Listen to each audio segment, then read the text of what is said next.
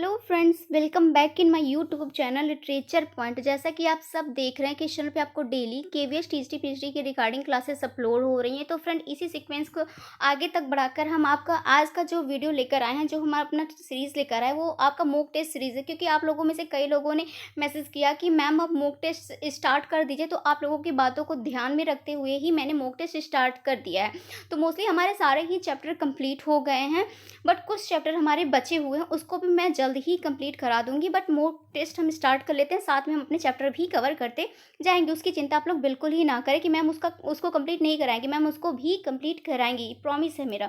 तो आज का जो हमारा मॉक टेस्ट है वो फर्स्ट सीरीज़ हम स्टार्ट कर रहे हैं। आज जो हम फर्स्ट सीरीज़ स्टार्ट करें, इसमें मैं आपको क्लास 10 की एनसीईआरटी के जितना भी प्रो सेक्शन का all chapter means pro section के जितने भी चैप्टर हैं उसके पूरे ही एमसीक्यू लेकर आई हूँ। पर चैप्टर 10 एमसीक्यू लेकर आई हूँ, जिससे आप लोगों को पता चल सकेगा कि एग्जाम में किस तरीके से क्वेश्चन आपको देखने को मिलेंगे। और आप लोग एमसीक्यू करके आप लोग अपनी तैयारी भी जा सकते हैं कि अभी तक आप लोगों का कितना तैयार है और कितना तैयार करना बचा है। तो चलिए फ्रेंड, वीडियो बहुत ज़्यादा इंपॉर्टेंट होने वाली है। बहुत ज़्यादा बातें ना करके हम अपने वीडियो को स्टार्ट करते हैं। तो फ्रेंड, वीडियो स्टार्ट करने से पहले मैं आपको बता दूं किस तरीके से मैं आपको इसमें पढ़ाऊंगी। तो ये रहेगा हमारा कि मैं हर चैप्टर के आपके 10 एमसीक्यू तो लेकर आई, ये तो मैंने बता दिया, बट हर चैप्टर का मैं थोड़ा सा समरी आपको डिस्क्राइब करके बताऊंगी। इससे ये फ़ायदा होगा कि जिनका समरी तैयार है उनके लिए तो फ़ायदा रहेगा कि वो एमसीक्यू के द्वारा अपने अपने लेवल अपनी तैयारी को जा सकते हैं। बट जिनका समरी भी नहीं तैयार है, उस लेसन उस चैप्टर का उनको ज़रा सा भी नॉलेज नहीं है, ज़रा सा भी उनको समरी स्टोरी पता ही नहीं है, तो उनको मैं थोड़ी सी समरी खुद डिस्क्राइब करके मैं बताऊँगी। हर चैप्टर की थोड़ी थोड़ी समरी डिस्क्राइब करके बताऊंगी, जिससे उनको भी क्वेश्चन आंसर सॉल्व करने में प्रॉब्लम नहीं होगी, आराम से वो भी क्वेश्चन आंसर सॉल्व कर लेंगे। बट ज़्यादा समरी नहीं बताएंगे, नहीं तो वीडियो लंबी हो जाएगी, बट इतनी समरी बता देंगे कि उनका क्वेश्चन सॉल्व हो सकता है। तो हमारा जो फर्स्ट चैप्टर है a letter to God, a letter to God हमारा फर्स्ट चैप्टर है। क्लास 10 की एनसीईआरटी फ्रेंड ये हम कर रहे हैं। आपको क्लियरली बता दें कि इसमें केवल क्लास 10 के जितने भी क्वेश्चन आपके एमसीक्यू फॉर्म में बन सकते थे उतने पूरे ही मैंने लिए हैं। पर चैप्टर से मैंने 10 क्वेश्चन इंपॉर्टेंट 10 क्वेश्चंस लिए हैं। तो हमारा जो फर्स्ट चैप्टर है अ लेटर टू गॉड, ये जीएल फ्लुएंट्स के द्वारा लिखा गया है। He is a greatest Mexican poet, novelist and journalist. तो इतना आपको जानना जरूरी है कि ये जो आपका फर्स्ट चैप्टर है वो किसके द्वारा लिखा गया है। जस्ट अ सेकेंड, GL, यहाँ पर GL। और फ्लुएंट की स्पेलिंग मैं लिख देती हूँ आपको, Fuentes. He is the greatest Mexican writer. देखिए, आपके पोएट की नेशनलिटी से क्वेश्चन बन सकते हैं, इसलिए मैं आपको बता रही हूँ कि ही is the greatest Mexican poet, novelist and journalist. तो यहाँ पास तो मैंने ये बता दिया। अब थोड़ा सा अ लेटर टू गॉड की मैं आपको समरी बता देती हूँ। इसमें जो प्रोटोगोनिस्ट का कैरेक्टर है उसका नेम है लेंचो। हम लेंचो ही हमारा प्रोटोगोनिस्ट है, जो बहुत ही ज़्यादा उसको मासूम दिखाया गया, मीन्स बहुत ज़्यादा उसका फेथ रहता है, बहुत ज़्यादा विश्वास रहता है गॉड पे। तो उसका मतलब वो कहता है कि काश थोड़ी सी बारिश हो जाती तो मेरे खेत अच्छे से लहरा जाते, मतलब अच्छी खेती थी। बट स्टॉर्म के कारण उसका बहुत ही ज़्यादा नुकसान हो जाता है, बहुत ज़्यादा तूफान वगैरह आ जाता है, तो उसकी पूरी फसल बर्बाद हो जाती है। तो भगवान को, गॉड को एक लेटर लिखता है कि भगवान मेरी पूरी फसल बर्बाद हो गई है, अब मुझे थोड़ी पैसे से हेल्प कर दीजिए जिससे मैं फिर दोबारा फसल उगा सकूँ। तो एक लेटर लिख के पोस्ट ऑफिस में पोस्ट करता है। तो जो पोस्ट ऑफिस वाले हैं उसके लेटर को पढ़ते हैं और उसका फेथ भगवान पे बना रहे, इसकी वजह से सारे पोस्ट ऑफिस वाले मेंबर मिल के कुछ पैसे कलेक्ट करके, मीन्स कुछ पैसे कंट्रीब्यूट करके सभी लोग उसको एक लेटर में, भगवान की तरफ से वो लेटर रहता है, भगवान की साइड से वो लोग लेंचो को एक लेटर के द्वारा उसमें पैसे कुछ डाल के ट्रांसफ़र कर देते हैं। बट लेंचो को जब वो लेटर मिलता है उसमें वो पैसे पाता है, तो जितने पैसे वो भगवान से मांगा रहता है उतने पूरे पैसे नहीं रहते, क्योंकि पोस्ट ऑफिस वाले उतने पैसे कलेक्ट नहीं कर पाते हैं। तो वो क्या कहता है भगवान बहुत बहुत धन्यवाद आपका कि आपने मेरी बात सुनी और आपने मुझे पैसे तो दे दिए, बट अगली बार आप मुझे डायरेक्ट देना, पोस्ट ऑफिस के द्वारा नहीं देना, क्योंकि पोस्ट ऑफिस वाले बहुत चालाक हैं। वो आधा पैसे तो पहले चोरी ही कर लेते हैं, मीन आधा पैसे तो निकाल ही लेते हैं। तो यहाँ पास आप देख रहे हैं कि इस चैप्टर में आपको एक प्रकार का मासूमियत तो दिखाया है, एक प्रकार की आयरनी भी दिखाया है कि बेचारे पोस्ट ऑफिस वाले ही पैसे कलेक्ट करके उसको ट्रांसफ़र करते हैं, बट वो उस पे ही चोरी का इल्ज़ाम लगा देता है। तो इस प्रकार से पूरा ही चैप्टर जो दिखाया है बहुत ही ज़्यादा, मतलब लेंचो की मासूमियत को दिखाया है। तो ये यहाँ पास हमारी समरी एंड होती है। बीच में बहुत कुछ है, बट मैंने बहुत ही शॉर्ट में आपको बताया है। तो हम इसका चलिए एमसीक्यू कर लेते हैं, जिससे आप लोगों को पता चलेगा कि आप किस तरह के क्वेश्चन आपके एग्जाम में आएंगे।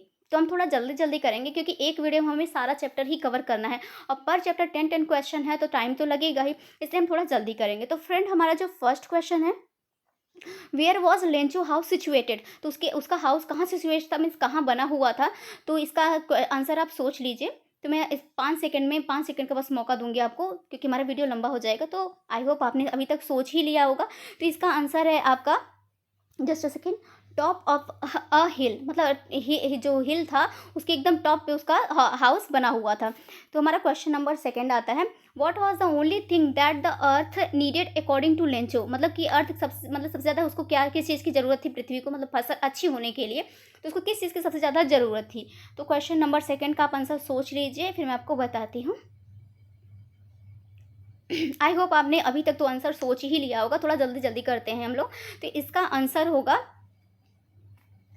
अशार, मतलब वो सोचता है कि थोड़ा सा बारिश हो जाए, थोड़ा सा शार हो जाए तो फसल अच्छी हो जाएगी। Question number third, where did Lencho expect the downfall to come from, वो सोचता है कहाँ से ये डाउनफॉल, मतलब वो जो स्टॉर्म है कहाँ से आया हुआ है। तो वो इसका आंसर आप लोग सोच लीजिए जल्दी से, फिर मैं बताती हूँ। मैं एक बार फिर से रिपीट कर देती हूँ question, where did Lencho expect the downfall to come from, कहाँ से वो डाउनफॉल आया था। आई होप आपने आंसर सोच लिया होगा। तो इसका आंसर है नॉर्थ ईस्ट, बी हमारा राइट आंसर है, B is right answer. North east के द्वारा जो डाउनफॉल स्टार्ट हुआ था, मतलब जो डाउनफॉल आया था नॉर्थ ईस्ट के द्वारा, नॉर्थ ईस्ट के दिशा से आया था। Question number 4, what did Lencho compare the large rain drops with, मतलब जो लार्ज रेन ड्रॉप बहुत ज़्यादा बारिश होती है उसको किससे कंपेयर करता है। तो इसका क्वेश्चन आप लोग सोच लीजिए इसका आंसर। आई होप आप लोगों ने अभी तक टिक कर लिया होगा। तो इसका आंसर है न्यू कॉइन्स। न्यू कॉइन्स के द्वारा ये सोचता है कि वो जो शार है उसको कंपेयर, रेन ड्रॉप्स को किसके साथ कंपेयर करता है, न्यू कॉइन्स के साथ लेंचो कंपेयर करता है। तो हम स्टार्ट करते हैं क्वेश्चन नंबर 5।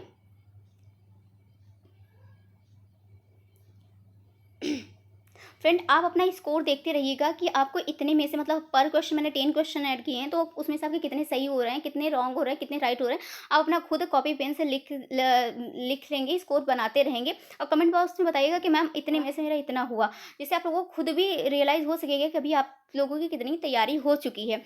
तो क्वेश्चन नंबर 5 पे आते हैं, which crop was growing on Lencho's field, मतलब लेंचोस के फील्ड में कौन सा क्रॉप उगाया जा रहा था, कौन सा क्रॉप की फसल थी। तो इसका आंसर आप लोग सोच लीजिए, फिर हम बताते हैं। तो इसका आंसर है फ्रेंड ए, कौन उसकी फसल, मतलब उसके जो फील्ड था, उसका जो फसल था खेतों में, उसके कौन की फसल उगाई जा रही थी। तो question number 6, what destroy Lencho's field, मतलब कि लेंचो फील्ड में क्या किसके द्वारा उसका पूरा फील्ड डिस्ट्रॉय हो गया। इसका आंसर है, आप लोग सोच लीजिए, इसका ऑप्शन यहाँ पास दिया हुआ है, heavy rainfall, hello stone, landslide, flood. Sorry. तो इसका आंसर है फ्रेंड बी, हेल स्टोन के द्वारा उसकी पूरी फसल बर्बाद हो गई थी। Question number 7, the field looked as if it were covered in, मतलब जो पूरा कवर था तो किसके, पूरा जो कवर था तो किसके जैसा लग रहा था, मतलब किसके द्वारा, किसके जैसा वो पूरा, वो जो फील्ड था पूरा खेत था किसके जैसा लग रहा था। तो इसका ऑप्शन है A salt, B locusts, C sugar, D ice. तो आई होप अभी तक आप लोगों ने आंसर सोच लिया होगा। तो इसका आंसर है सॉल्ट के जैसा पूरा फील्ड नजर आ रहा था, कि जैसे पूरा सॉल्ट ही सॉल्ट फैला हुआ है पूरे फील्ड में। तो आई होप आपका ये भी सही ही होगा। तो क्वेश्चन नंबर 8 की बात करते हैं, Lencho compare the quantum of damage with, मतलब वो जो डैमेज का क्वांटम होता है वो किसके साथ कंपेयर करता है। तो ऑप्शन ए है attack by rats, attack by crows, plague of locusts, none of the above. सोच लीजिए आप इसका आंसर, फिर मैं आपको खुद बताती हूँ।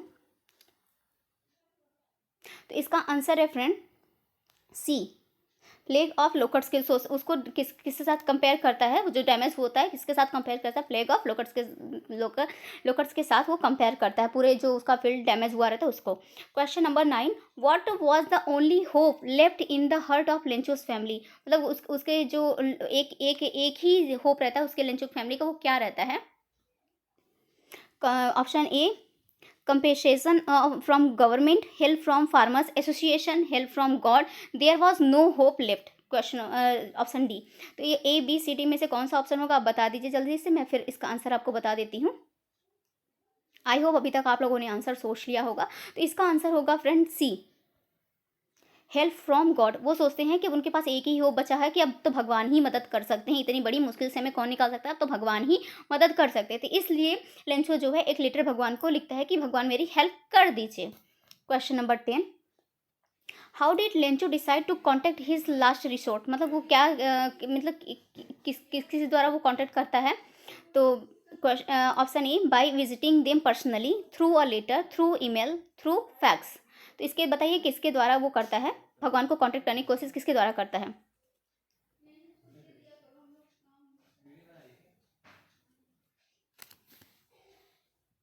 तो इसका आंसर होगा बी, थ्रू अ लेटर। तो यहाँ पास हमारा फर्स्ट चैप्टर का क्वेश्चन आंसर पूरा ही कंप्लीट हो गया। और भी बचे हुए थे, मैं नेक्स्ट वीडियो में और लेकर आऊँगी, मतलब कितने पैसे मांगे थे, ये सब भी क्वेश्चन थे, तो और उसको लेकर आएंगे, बट इसमें 10 क्वेश्चन ही मैंने ऐड किए थे। तो हमारा जो सेकंड चैप्टर है, Nelson Mandela long walk to Freedom. तो this chapter is extract from the autobiography of Nelson Mandela, मतलब ये पूरे नेल्सन मंडेला की बायोग्राफी, उसमें का एक पार्ट है हमारा ये वाला chapter, Nelson Mandela long walk to freedom. He was a first black president of South Africa. मतलब इसमें पूरे चैप्टर में उन्होंने दिखाया है कि उनको जब ऑनर की डिग्री दी जा रही थी, मतलब उनको प्रेसिडेंट को वो किया जा रहा था, तो पूरे उसमें किस प्रकार से वो बताएं, इस पूरे चैप्टर में बताए हैं कि किस प्रकार से वाइट पीपल ब्लैक पीपल को कितना परेशान करते थे, तो वो इस प्रकार के छूट दिलाने का ही बताए हैं। एक प्रकार की ऑटोबायोग्राफी है पूरा पूरा ये चैप्टर, पूरा एक ऑटोबायोग्राफी है। तो आई होप आप लोगों ने पढ़ा ही होगा। तो चलिए हम इसके क्वेश्चन आंसर सॉल्व कर लेते हैं। तो हमारा जो फर्स्ट क्वेश्चन है, when was the inauguration day. Question number first, when was the inauguration day, मतलब वो डे कब रहता है, पूरा डे पूछ लिया है आपका। तो आंसर है option A 10 May, option B 10 March, option C 20 May and option D 20 March. तो आप इसका आंसर सोच लीजिए, फिर आप मुझे बताइए। तो आई होप आप लोगों ने अभी तक सोच लिया होगा। तो इसका आंसर है फ्रेंड 10 मई को उनका इनऑर्गेनाइजेशन होता रहता है, मीन्स 10 मई आप आंसर समझ सकते हैं, जो उनका फंक्शन रहता है। Question number second, it was a celebration of South Africa first government, मतलब फर्स्ट डैश करके गवर्नमेंट दिया है।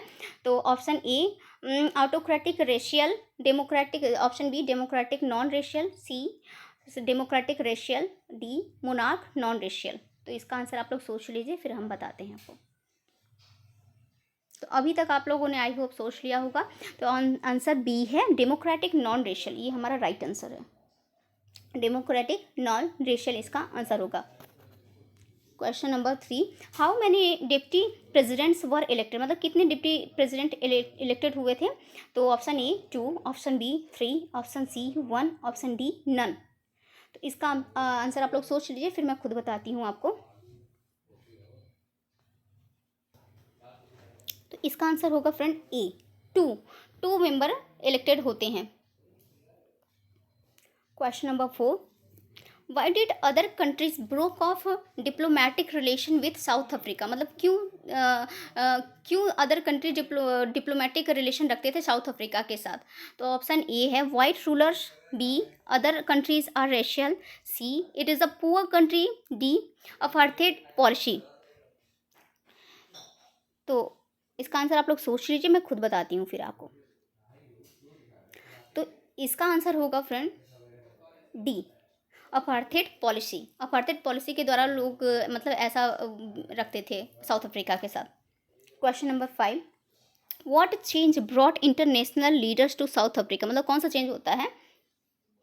तो option A end of apartheid, option B humanity, option C peace, option D trade negotiations.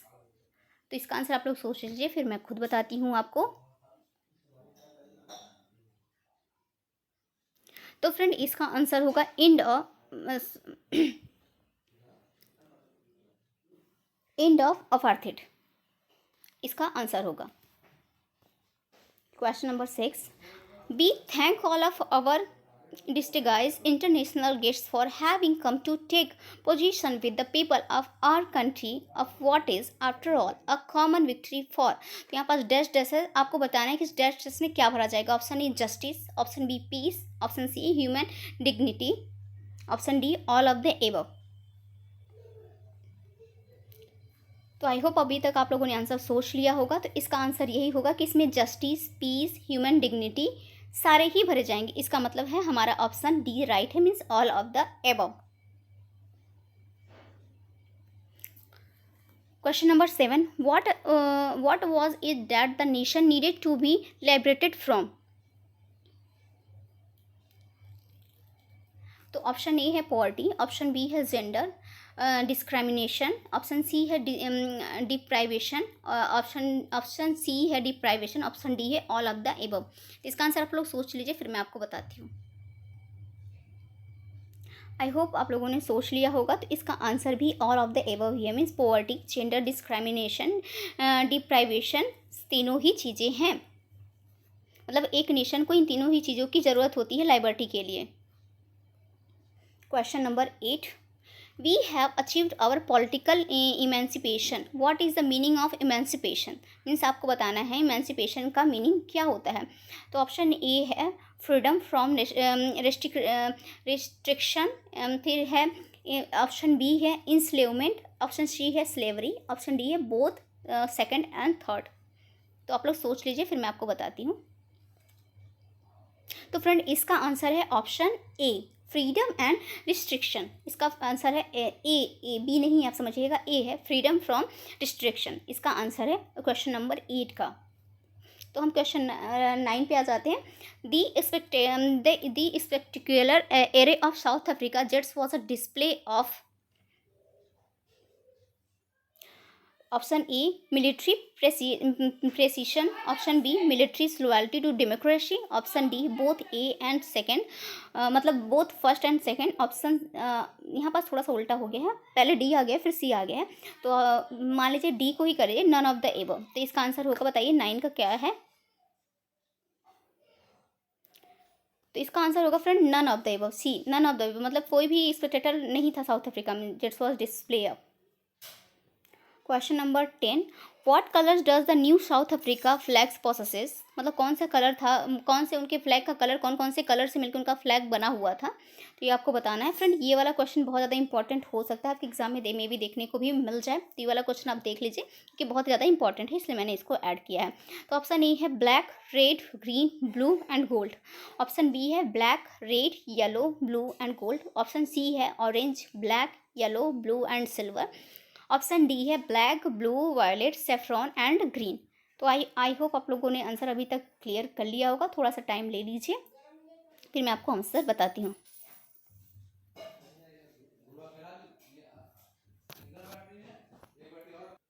तो friend इसका answer है A black, red, green, blue and gold. इनके flag का इतने सारे कलर से मिलके बने हुए थे। कौन कौन से? Black, red, green, blue and gold.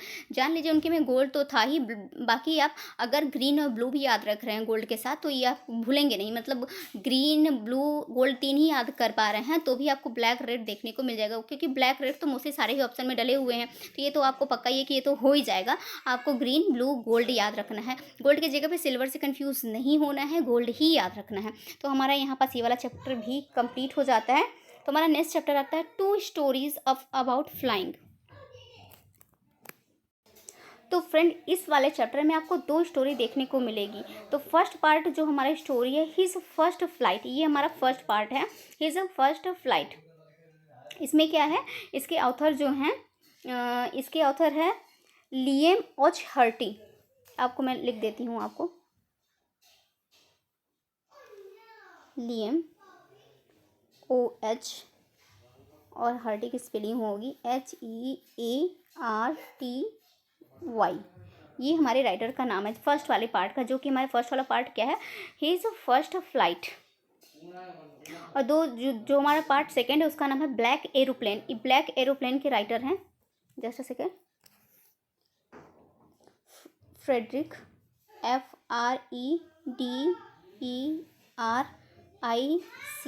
के फ्रेडरिक फॉर राइट, ये ऐसे फिट, ये आर है, वाई टी एच, इसमें लिखने में बहुत प्रॉब्लम होती है, इसलिए मैं ज़्यादा मोस्टली लिखने की कोशिश नहीं करती हूँ क्योंकि लिखा नहीं जाता है। बस आप लोग का सपोर्ट रहा तो मैं भी जल्द ही आप लोगों के लिए अच्छा बोर्ड अप्लाई कर दूँगी, बट इससे लिखा नहीं जाता है तो इसलिए मैं लिखने से ज़्यादातर बचती हूँ। तो इसमें देखिए इसी प्रकार से हमारे 2 स्टोरी इस वाले चैप्टर में कवर होते हैं। एक तो हमारा होता है हिज फर्स्ट फ्लाइट और सेकंड है, जो सेकंड पार्ट है ब्लैक एरोप्लेन है। तो दोनों के ही राइटर फ्रेंड अलग अलग हैं। तो फर्स्ट वाले पार्ट में जो बताया गया है कि उसमें एक बर्ड रहती है, सिगुल, सिगुल एक बर्ड है, उसके बारे में पूरी दिखाया गया है कि वो मतलब उसके और भाई बहन जो रहते हैं वो तो उड़ने लगते हैं, बट वो उसको उड़ने से डर लगता है। ये जो सिगुल पक्षी रहता है उसको उड़ने से डर लगता है, बट एट द एंड वो जब उसको बहुत भूख लगती है तो एट द एंड वो बहुत अपना प्रयास करता है और अपने डर पे काबू पाता है और वो उड़ने लगता है, आराम से जाता है, मछली पकड़ के ले आता है, अपने पूरे परिवार वालों को भी आराम से इंजॉय करते हैं वो लोग। और जो सेकेंड वाला पार्ट है ब्लैक एरोप्लेन, इसमें जो मेन कैरेक्टर है उसकी इसका एरोप्लेन इधर उधर मतलब धुएं में कहीं खो जाता है, मतलब बहुत ज़्यादा फॉग रहता है ऊपर आसमान में, खो जाता है, बट एट द एंड एक और एरोप्लेन आके उसकी हेल्प करता है। बट जब वो लोग सीधे नीचे लैंड करते हैं, मतलब स्काई वो बिल्कुल क्लीन हो जाता है, तो वो लोग जब वो जो पायलट रहता है दूसरे वाले एरोप्लेन को ढूंढता है, फिर वो वहाँ पास वो तो वहाँ पास कोई एरोप्लेन रहता ही नहीं है, तो वो बहुत ही आश्चर्यचकित हो जाता है कि किस एरोप्लेन के पायलट ने मेरी मदद की थी, जिस पायलट ने मेरी मदद की थी आखिर वो लैंड कहाँ किया, पास किया। तो इस प्रकार से दोनों ही स्टोरी है। तो हम चलिए इसके एमसीक्यू कर लेते हैं। जो हमारा क्वेश्चन फर्स्ट है, who is the author of his first flight. तो पहले ही मैंने आपको बता दिया कि इसके आंसर, इसके मतलब राइटर कौन है। Who is the author of the his first flight. Option A Liam O Flaherty, B है फेडरिक फॉरसाइट और सी है रोल डेल। तो आई होप आपको इसका आंसर तो पता ही होगा क्योंकि मैंने अभी अभी जस्ट बताया। तो इसका आंसर है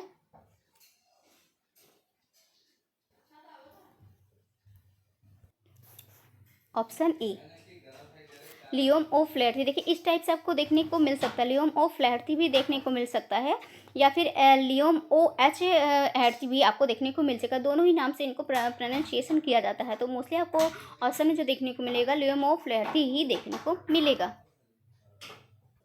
question number second, who is the author of black aeroplane. Black aeroplane के ऑथर कौन है। तो ऑप्शन ए है लियम ओ फ्लैर्थी, ऑप्शन बी है फेडरिक फॉरसाइट, ऑप्शन सी है रोल डेल, ऑप्शन डी है पोलो कोहेलो। तो आई होप आपका इसका भी आंसर पता ही हो क्योंकि इसका आंसर भी मैंने आपको बता ही दिया है। तो इसका आंसर है फ्रेडरिक फॉरसाइट।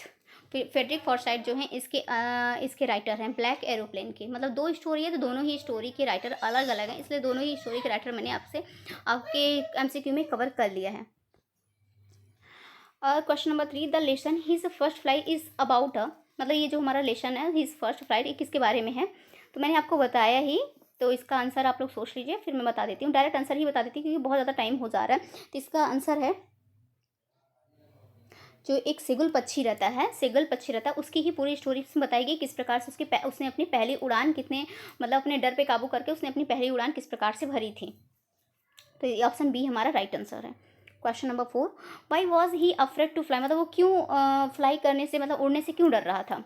कौन, सिगुल पक्षी, सिगुल पक्षी। आई होप आप समझ पा रहे हैं कौन, वाई वॉज ही यहाँ पास किसके लिए डिनोट हुआ है, सिगुल पक्षी के लिए, सिगुल बर्ड के लिए यहाँ पास डिनोट हुआ है ही। Option A he was a coward, he was afraid his wings will not support him. Option C he was afraid that every one would जज him. Option A both A and both first and second. तो I हो आपने इसका answer सोच लिया होगा। तो इसका आंसर होगा because he was afraid his wings will not support him, उसे लग रहा था उसके पंख जो उसे सपोर्ट नहीं करेंगे। तो इस प्रकार से हमारा ऑप्शन बी राइट आंसर है। Question number 5, what did his parents threaten him with him he did not flee away, मतलब जब वो उड़ नहीं पा रहा था उसके पेरेंट्स उसको किस प्रकार से ट्रीट कर रहे थे। तो ऑप्शन ए है who never talk to him, option B to punish him, C to starve him, option D to abandon him.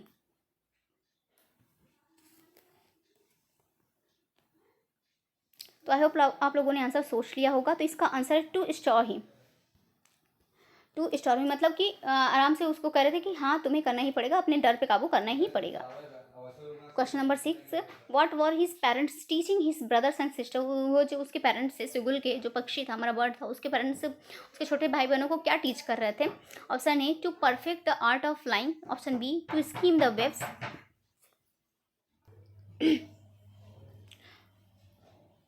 To die for fish, all of the above.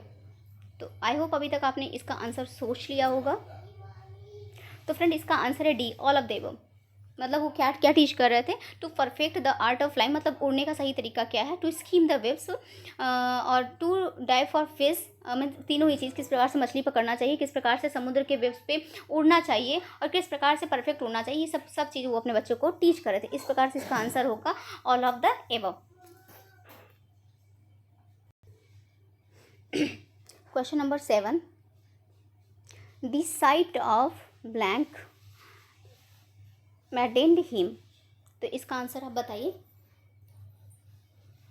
Option A his brother flying, option B his siblings enjoying without him, option C food, option D all of the above.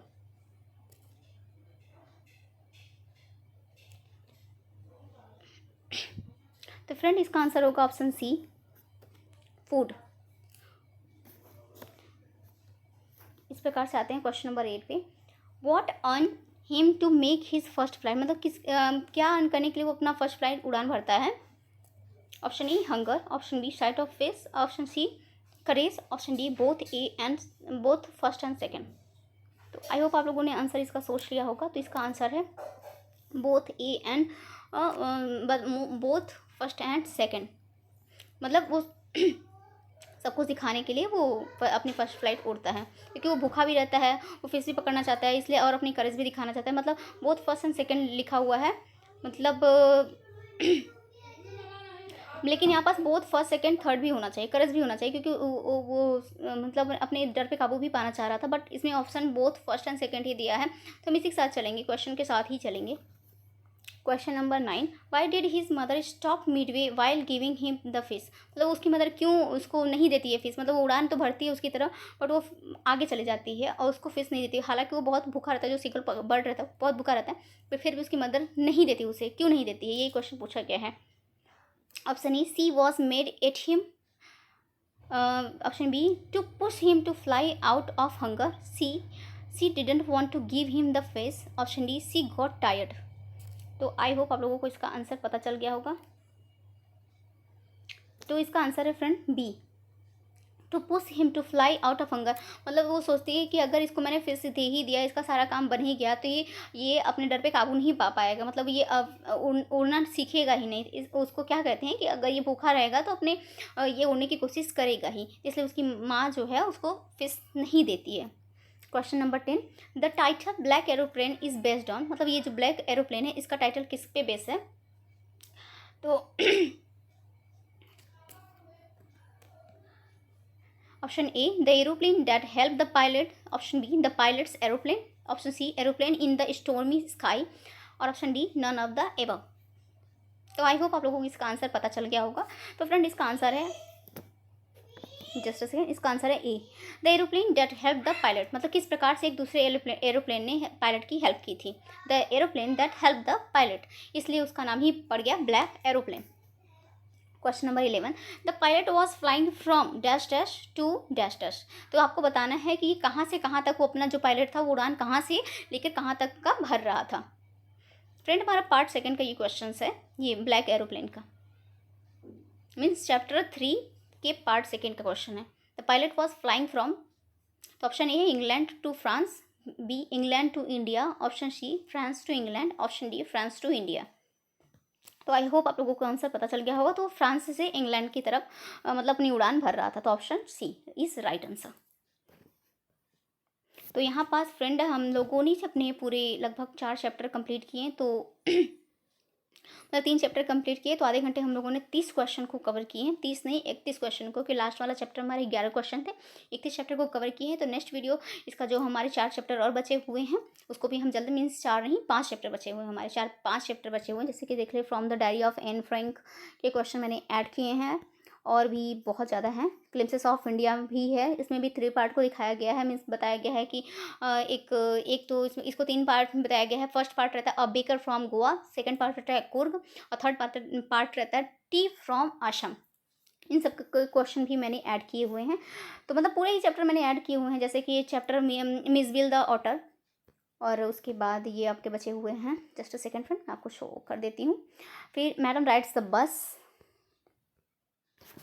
हमारा 9 chapter है the sermon at Benares. I think यही last chapter है हमारा, the sermon at Banaras, जिसमें महात्मा बुद्ध की पूरी कहानी story बताई गई है। तो ये सब हम करेंगे अपने नेक्स्ट वीडियो में। 1 मिनट, मैंने I think just a second 6 4 3 2 1, हाँ द सरमॉन एट बनारस यहाँ पास है, ये है आपका द सरमॉन एट बनारस। तो इतने ही ये 5 हमारे चैप्टर बचे हैं, नेक्स्ट वीडियो में हम कवर करेंगे। आधे घंटे की वीडियो काफ़ी ज़्यादा हो गई है, तो इसको अपलोड कर देते हैं, मीन्स इसको मैं यहीं एंड करती हूँ। तो अगर आपको सब कुछ आप ना स्कोर जरूर बताइएगा कि आपके 40 से 31 क्वेश्चन में से कितने क्वेश्चन सही हुए हैं, स्कोर बताइएगा। और क्या आपको ये आपके प्रिपरेशन में हेल्प किया कि नहीं किया, और पढ़ाने का तरीका कैसा लगा, तो मुझे बताइएगा। उस हिसाब से मैं नेक्स्ट वाला वीडियो उस हिसाब से बनाऊँगी कि मैं आपको पूरी समरी डिटेल में बताऊँ, मतलब थोड़ी सी शॉर्ट समरी आपको डिटेल में बताऊँ, या फिर नहीं बताऊँ, या फिर डायरेक्ट मैं क्वेश्चन आंसर ही आपका कराऊँ, तो किस प्रकार से आपको पढ़ाना है। ये मेरा फर्स्ट ये सीरीज़ था, तो मुझे ज़्यादा एक्सपीरियंस तो था नहीं। जानते आप मेरा नया चैनल है अभी, तो मुझे ज़्यादा नहीं पता है कि किस टाइप के, मतलब वो जो मॉडर्नेट टाइप का होता है कि काउंट करते 1 2 3 10 तक होता है, उस तरीके से मुझे नहीं था। तो मुझे जैसे भी अगर सीखने में टाइम लगाएंगे तो उतने टाइम में तो मैं अपना PDF तैयार कर लूँगी, जिसे आप लोगों को नेक्स्ट वीडियो में जल्दी से अपलोड कर दूँगी। तो मैंने कहा कौन सीखे, जिस प्रकार से मैं पढ़ा रही हूँ उस प्रकार से पढ़ाने का तरीका सही है। हाँ, एक बार आप लोगों का KVS का एग्जाम हो जाता है, नेक्स्ट अगर मैं किसी चीज़ का और प्रिपरेशन करा रही हूँ, तो मैं भी मॉडर्न तरीके से आप लोगों को बताऊँगी कि किस प्रकार से मतलब MCQ कराना है। तो जैसे अदर चैनल पे आपको देखने को मिलता है मॉडर्न तरीके से, तो मैं भी उस टाइप का सीखने की कोशिश करूँगी, बट अभी मुझे नहीं आ रहा है। तो इस टाइप से मैंने आपको बता दिया। आपको किसी भी टाइप से मिले, बट आपको ये है कि आपको पता चलना चाहिए किस टाइप के क्वेश्चन आपके एग्जाम में आ रहे हैं। बस आपको क्वेश्चन मिलने से मतलब है, क्या मतलब है, किसी भी तरीके से मैम पढ़ाएं। तो आई होप आप लोग मेरी प्रॉब्लम को समझ रहे होंगे, और अगर मेरे पढ़ाने का तरीका अच्छा लगा तो प्लीज़ वीडियो को एक लाइक करिएगा, चैनल पर पहली बार है तो सब्सक्राइब कर दीजिएगा, अपने दोस्तों तक भी शेयर करिएगा, उनको भी बताइए कि मैम ने यहाँ पास इस वाले चैनल पर एक प्रकार का मॉक टेस्ट स्टार्ट किया है। जो फर्स्ट मॉक टेस्ट है उनका हो चुका है, हम मॉक टेस्ट सेकंड में ले आएंगे। पार्ट क्लास 10 की ही NCERT का 5 चैप्टर बचे हुए हैं, 5 चैप्टर को कवर करने की कोशिश करेंगे। तो फ्रेंड मिलते हैं नेक्स्ट वीडियो में। Thank you so much. Channel को प्लीज़ प्लीज़ प्लीज़ सब्सक्राइब करिएगा, और अपना प्यारा सा एक कमेंट बॉक्स में ज़रूर बताइएगा, और अपना स्कोर भी लिखिएगा कि आपके 31 क्वेश्चन में से 31 क्वेश्चन में से कितने क्वेश्चन आपके सही हुए। Thank you so much. मिलते हैं नेक्स्ट वीडियो में।